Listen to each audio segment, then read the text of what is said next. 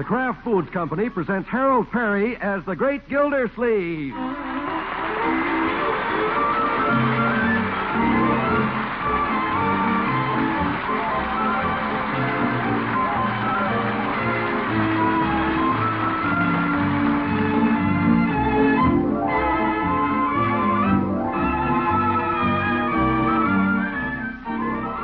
The Great Gildersleeve is brought to you by the Kraft Foods Company, makers of Parquet Margarine. Millions of women all over America serve Parquet because it tastes so good. Why, Parquet tastes like it should cost twice as much. To market, to get some Parquet. Home again, try it today. You'll like it, you'll love it, like millions who say their favorite margarine is Parkay, Parquet Margarine, made by Kraft.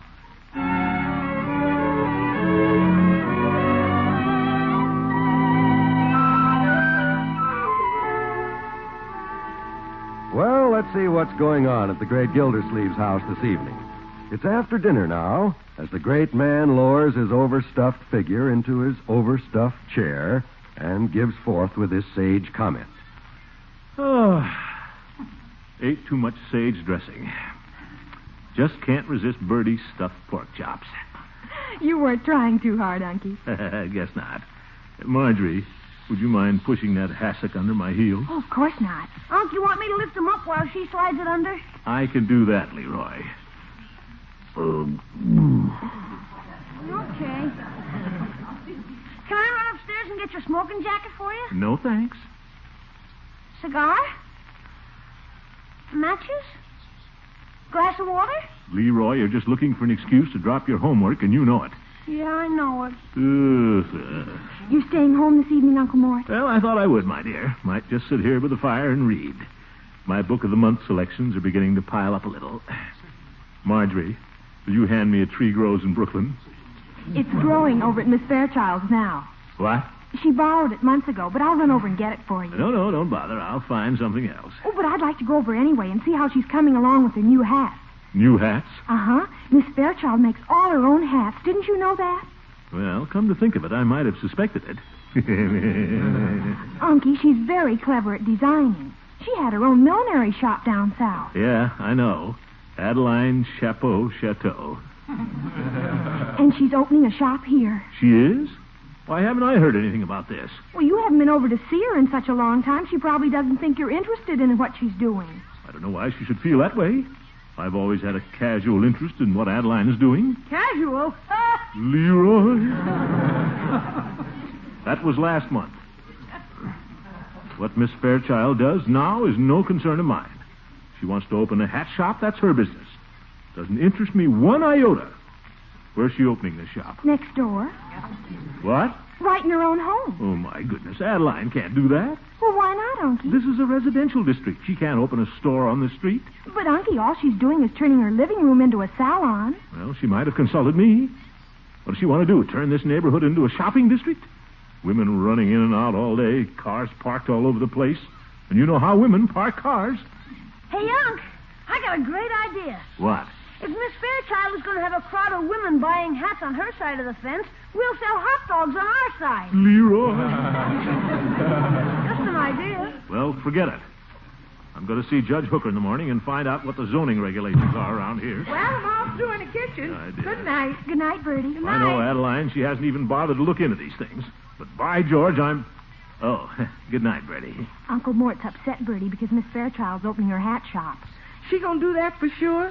Well, she sure makes nice-looking hats. That may be, Bertie, but I'm not going to allow a hat shop next door. Of course, that's up to you. But you ought to see that hat she made over for me. Want me to go put down? And that won't be necessary, Bertie. You remember that old coolie straw I used to have? Coolie? I don't believe I do.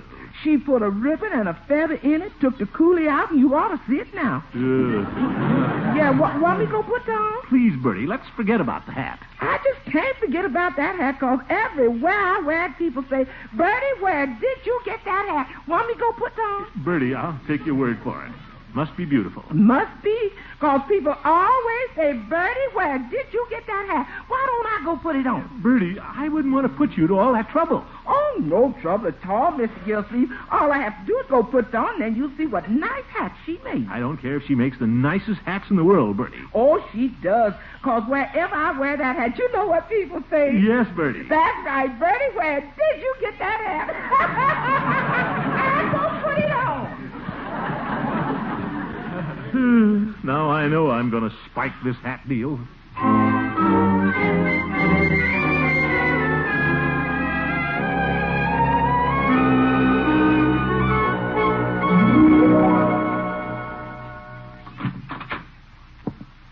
Judge, are you in? Morning, Gildy. Come in. Thanks. Ah, you're an early bird. Well, I'm a little concerned about something. Oh? Judge, what are the zoning laws in my neighborhood? What's the matter, Gildy? Are your neighbors trying to get you to move? Horace, this is a serious matter. Adeline Fairchild is about to open a hat shop in our block, right next door to me. Well, don't get excited. I know all about it. You do? Oh, my goodness, she's told everybody but me. She consulted with me, and I advised her to go ahead. It'll occupy her time, and I think she'll make some money. Adeline doesn't need the money, Judge. And there's the neighborhood to think about. What does the city ordinance say? Well, as regards this matter, the city I don't want to do ordinance anything to says- hurt Adeline. There's nothing personal about this, but nobody has a right to start a business out there. As regards that, the city ordinance Give a says- woman a toehold with a hat shop, and we'll soon have a filling station on every corner. As regards that... Stop interrupting me, Judge. What does the city ordinance say? That's what I'm trying to tell you. Well, get to the point. City ordinance says that so long as a place of residence is not so altered or remodeled as to change the character of the neighborhood, one may conduct a business insofar as said business does not constitute a public nuisance. Well, a lot of women's hats could come under that. You're being facetious, Gildy. There's nothing to prevent Miss Fairchild opening her hat shop unless the neighbors petition against it. Oh? Gildy? Well, I wonder how Rumson Bullard and the rest of the neighbors would like the idea of a hat shop. You wouldn't start a petition. Oh, wouldn't I? Thanks for the idea, Judge. It might teach Adeline a lesson. She didn't consult any of us. Gildy, you're a bigger fathead than I thought. Oh, watch it, Hooker. And it's only fair to warn you. If you try to fight Miss Fairchild, I'll fight you. What? But you're my lawyer. I'm hers, too. Why, you Benedict Arnold, you turncoat. And since she came to me first, I'll defend her to the last. Now, what do you think of that? I think you're a double-crossing old goat. What do you think of that? I think you're a fathead. Be careful what you call me, Hooker. Lawyers can be sued, too, you know.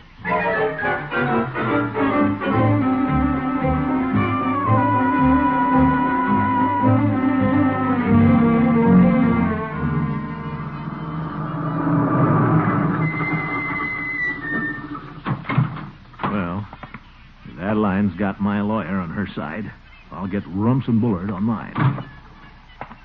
He's a big stuffed shirt, but this is something we'd better get together on before the neighborhood falls apart. He won't want his house squeezed in between a tack factory and a glue works any more than I do. Yeah, there's Bullard sitting in his study with his nose in the air. You'd think the glue works was operating already. Pretty cold out here. Hope he invites me in this time. Yes? Good morning, Mr. Bullard. Oh, hello, Gildersleeve. Hello. If you have a minute to spare, I'd like to talk to you about something. Won't you come in? Thank you. The hall. The hall. Oh, yeah. My shoes are a little snowy. Well, Gildersleeve, what can I do for you? Mr. Bullard, you and I are two of the biggest property owners in this neighborhood. You're the biggest. Yes. Well, it surprised you to know that one of our neighbors is trying to open a business on our street without even consulting us. If you mean Miss Fairchild, Mrs. Bullard was telling me about her plans last night. She was? Strange you didn't know about it, Gildersleeve. You and Miss Fairchild have been so chummy, I thought perhaps you'd be modeling her hat. That's very good, Mr. Bullard, but let's not take this too lightly. Miss Fairchild and I have been good friends and still are, but business is business. Perhaps you and I should protest this hat shop, Bullard. Circulate a petition among the neighbors. A petition? Yes. You have a heavy investment in this neighborhood, A hat shop across the street next to my house wouldn't be a pretty sight. Well, I can't see how one more eyesore over there can hurt much. Huh? Now, see here, Bullard. I may not have as big a house as you have, but I work hard for what I get, and I'm not going to stand idly by and wake up some morning in the middle of a shopping district. Well, you might have something there, Gildersleeve. You bet. These businesses can spring up fast, Bullard. Why, I've already heard rumors of a hot dog stand going up. Hot dog stand? Where? Right in my front... I was approached by a young fellow. Then that settles it. Hot dog stands I will not tolerate. That's the way I feel. Gildersleeve, I've always considered you a boob about business matters. Oop. But this time I think you're using your head. You start the petition, Gildersleeve, and if you need any help, I'm behind you 100%. Great. Glad to have you aboard, Bullard. We'll block this hat business or know the reason why.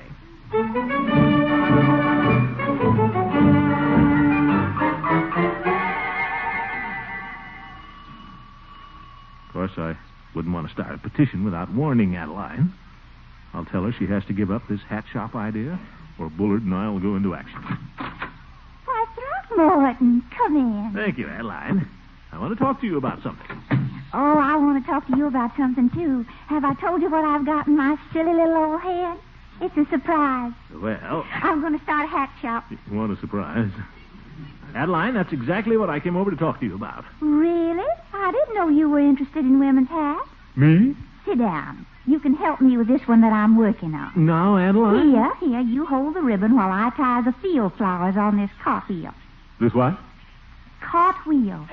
One of my new spring designs. Yeah, it's cartwheel. Well, Adeline, before you get too far along with this project, I think I should have a talk with you. Well, you just go ahead and talk, and don't step on that leghorn body. Leghorn body? That piece of straw on the floor by your foot. Oh, guess I was thinking of something else. Silly. You mean you can make a hat out of that old piece of straw? Oh, now you'd be surprised what Adeline can do with that old piece of straw. I'll use 10 cents worth of ribbon to tie on 50 cents worth of violets and sell the hat for $20. $20? Can you do that? Or welt the edges, load it with veiling, and sell it for $25. What? Isn't the millinery business fascinating, Throckmorton? $25? Well, yes, it seems to be. You know, everybody at the garden club admires my hat. I think every woman in Summerfield will buy one. They will? The only trouble is in getting ready for my opening, I'm running low on cash. Oh? I hate to touch my bones and things, but if I had another $200, I could make $2,000 with a new hat before Easter. $2,000? At that rate, you'd soon be a rich woman. Well, you never can tell. Look at Hattie Carnegie and Lily Dashay. Oh, yeah. I might become that successful, unless some of the neighbors object to a hat shop here. Well, now, with a chance to make that much money, I wouldn't worry too much about the neighbors. You wouldn't? Then, Throckmorton, what did you come over here to talk to me about? Well... Yes? I came over to see if I could lend you $200.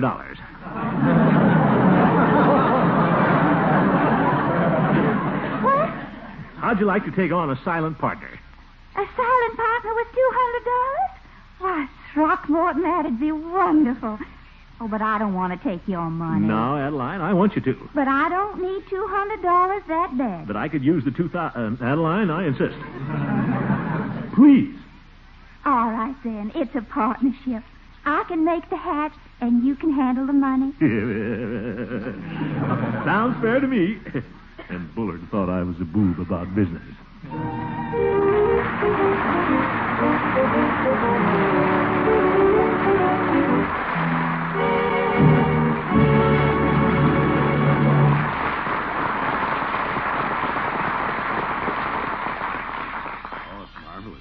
Bertie, did you ever try that parquet margarine on hot cornmeal mush on a cold February morning?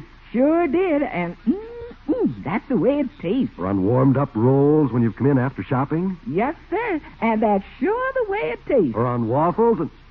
Hey, Bertie, you keep saying that's the way it tastes. I don't quite get what you mean.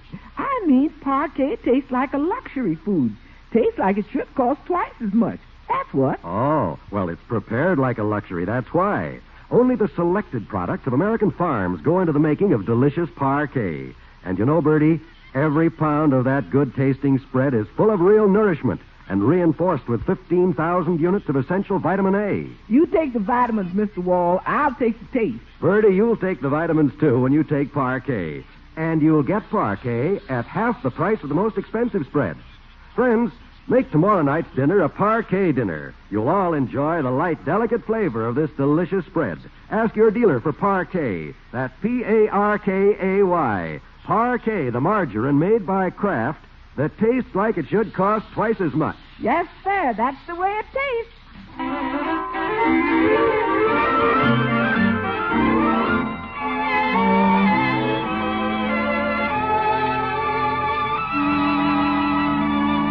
Well, let's get back to the great Gildersleeve, who was a property owner, became gravely concerned about Adeline Fairchild's plan to open a hat shop next door. A day has passed since he stormed in to stop it and waltzed out a silent partner in the business. I had a little trouble rounding up that $200 without dipping into my bonds, but what the heck? A man can't pass up $2,000. I can hardly wait till Easter. In your Easter bonnet, with all the frills upon it. Oop, better not sing so loud. There's Bullard coming out of Peavy's. Hello, Mr. Bullard. Oh, good morning, Gildersleeve. I've been meaning to call you. You have? How are you coming along with the petition? Petition? Petition. Well, I've been pretty busy since yesterday. Oh? Well, don't let this get out of hand, Gildersleeve. Oh, no. I've got it in hand, all right.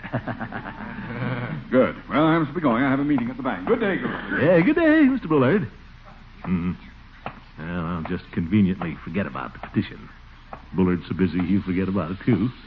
If I just keep it quiet. After all, I am a silent partner. George, I should have gotten into a little business long ago.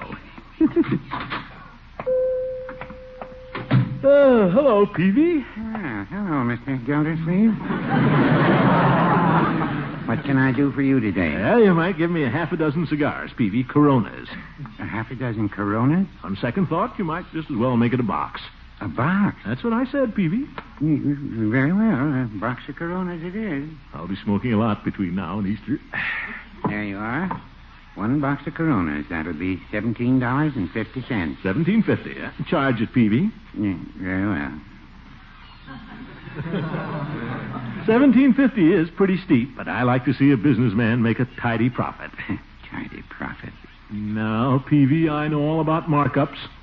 I'll bet you make plenty on everything you sell here. Well, a few pennies here and a few pennies there. Pennies. I'll bet this little business has been a gold mine for you. Well, no, I wouldn't say that. Peavy? Well, even if it has, I wouldn't say it. Peavy, when it comes to business, you're a foxy old codger. And confidentially, I'm not so dumb myself. How's that? What would you say, Peavy, if I told you that I invested in a little business that's going to make $2,000 for me between now and Easter? $2,000? My. What kind of business? Well, it's a legitimate big profit business. That's all I'm going to tell you. Well, I wouldn't want to pry into your private affairs. By the way, how is Miss Fairchild's hat shop coming along? Huh? I understand she's meeting with quite a little opposition in your neighborhood. Well... I understand you and Mr. Bullard are against it. Well, Bullard has been pretty narrow-minded about it, Peavy, but who pays attention to a sore head? Oh, you've withdrawn your opposition, I take it. Me? Well, Peavy, I don't believe in standing in the way of progress. We property owners can't be selfish about these things. Oh, I know. Well, got to be running along, Peavy. I'm a busy man these days. So long. Goodbye, Mr. Gildersleeve, and I wish you luck in your, what did you say your new business was? I didn't say, Peavy. Uh-huh. Oh, Mr. Gildersleeve, before I forget, I was supposed to give you a message from Miss Fairchild if you stopped in. Oh? Drop by Hogan Brothers and buy 10 yards of black veiling for the hat shop. 10 black, a yard's...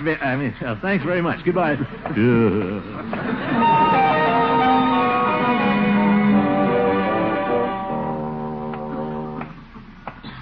That Peavy. I have a feeling he suspects I'm in the hat business. Oh, well, he's close-mouthed. He won't tell Bullard. Of course, I'll have to tell everybody eventually. People will wonder where I'm getting all my money. Hey, Commish. Floyd. Hello, Floyd. What's your hurry? I'm on my way to Hogan Brothers. Well, come on over. I want to talk to you. Well, what's on your mind, Floyd? How's the Lily Touche of Summerfield? What's this? Come on in the shop. I want to have a talk with you. No, thanks. I'm busy. I got a copy of Vogue inside. Please, Floyd. I don't know where you get your information, but I'll thank you to keep this hat shop to yourself. Oh, sure. You know me. Yes. I just assumed certain people in this town didn't know about it. Right now, anyway. Oh, sure. I know how you feel. The water commissioner designing hat. Now, Floyd? What's your first creation going to be, Commish? A papier-mâché fire plug dripping with watercress? I have nothing to do with the designing, Floyd. I'm just handling the business end. And you'd be amazed if I told you how much money we're going to make between now and Easter. Yeah? Well, good for you, Commish. You deserve it. Thanks, Floyd. A blind pig has to stumble onto an acorn once in a while. I didn't stumble onto this, Floyd. I figured it out. Oh, no offense, Commish. I know you got what it takes. Well, I know a good thing when I see it. Of course you do. Well, it wouldn't surprise me if you ended up like them Hogan brothers at the department store. Hogan Brothers? Sure. They started on a shoestring with $25 worth of neckties. Yeah? Yeah. And they parlayed it into gents' furnishings, and look what they got now. A store half a block long and 4 stories high. Well, started out with neckties, eh? Yep. That's America, Commish. Free enterprise. And if they can do it, you can do it. Well, that could be, Floyd. And when you get up there, Commish, how about giving the missus a job as one of them hat mannequins? Lovey? Mannequin? Well... Yeah, she's always wanted to be one of them live dummies. Well, that's a thought, Floyd.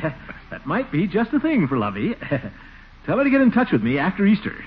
Around Halloween.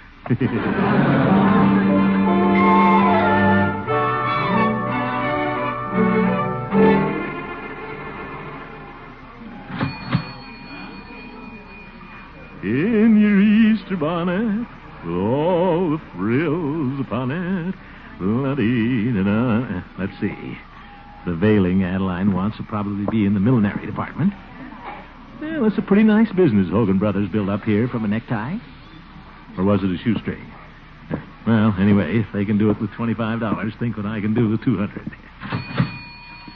Listen to that cash register hum. Say, here's the same type hat Adeline was making. Wonder if I can sneak a look at the price. Must have hidden it in the lining. Oop, ripped it loose. Please don't handle the merchandise. What? Oh, I'm just looking for the price. $34.95. $34.95?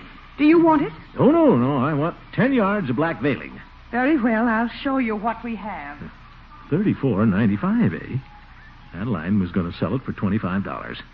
We'd better raise our prices. We don't want to be known as a cheap hat shop. Well, if it isn't our little character from Alice in Wonderland. What?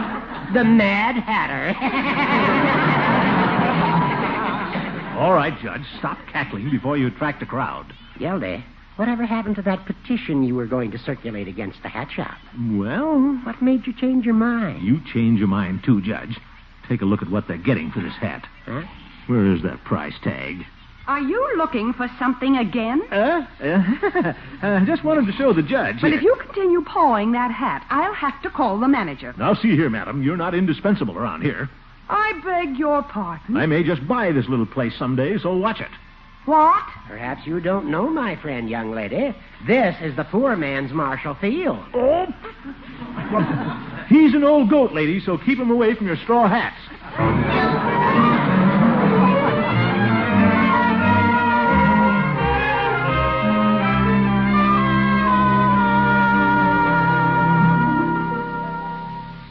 Adeline, you're a regular Betsy Ross with that needle.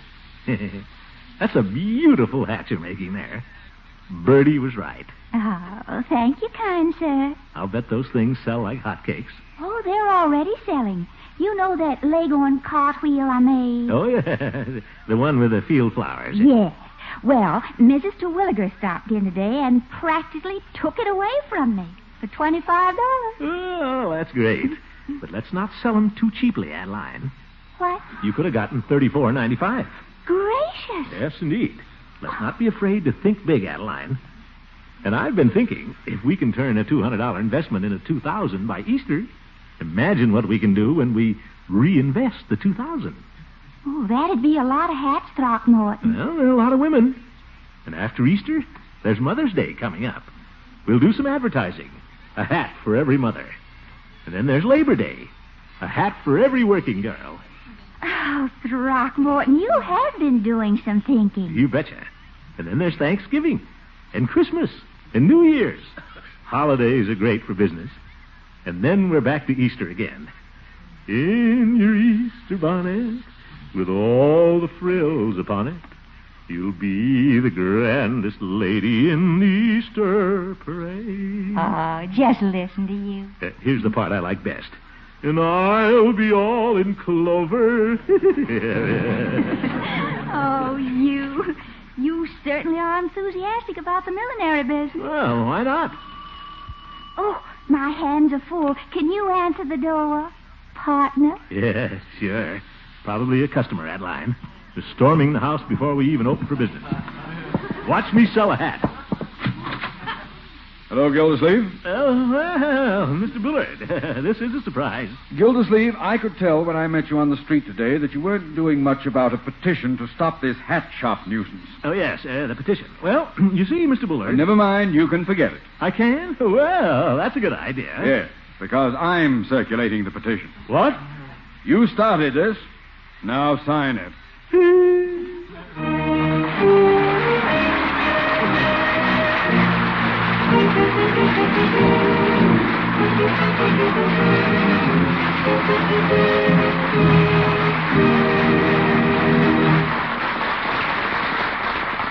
We'll see if Gildersleeve can wiggle out of that one in just a minute. Friends, if you haven't already tried it, why not serve Parquet margarine this week? Make your own test of that luxury flavor. Serve Parquet for breakfast on hot toast or crisp waffles. Use it for the children's luncheon snacks and for your big evening meal. And as you put Parquet on the table and tell the family to help themselves, remember, every single pound of Parquet is brimming over with nourishment and reinforced with 15,000 units of essential vitamin A, and it costs only about half as much as the most expensive spreads. Ask for Parquet tomorrow. Parkay. Parquet, the margarine made by Kraft that tastes like it should cost twice as much.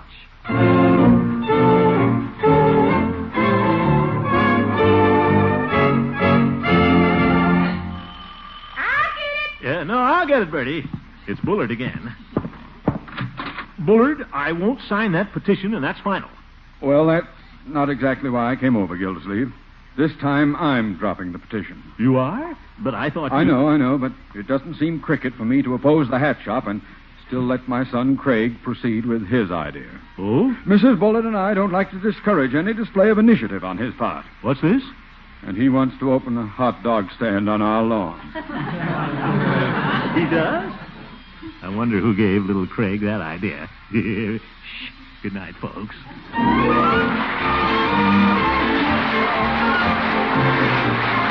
The Great Gildersleeve is played by Harold Perry, Adeline Fairchild by Miss Una Merkel. The show was written by John Elliott and Andy White with music by Jack Meakin. Included in the cast are Walter Tetley, Mary Lee Robb, Lillian Randolph, Earl Ross, and Richard LeGrand. This is John Wald saying goodnight for the Kraft Foods Company, makers of the famous line of Kraft quality food products. And be sure to listen in next Wednesday and every Wednesday for the further adventures of the Great Gildersleeve. You bet.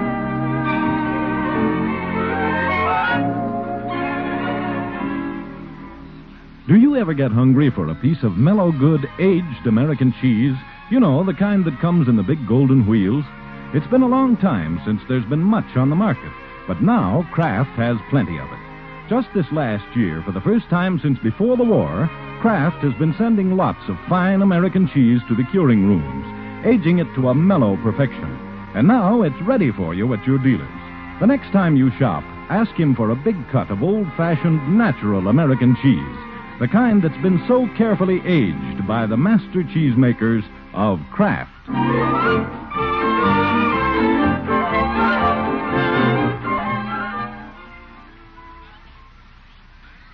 This is NBC, the national broadcasting company.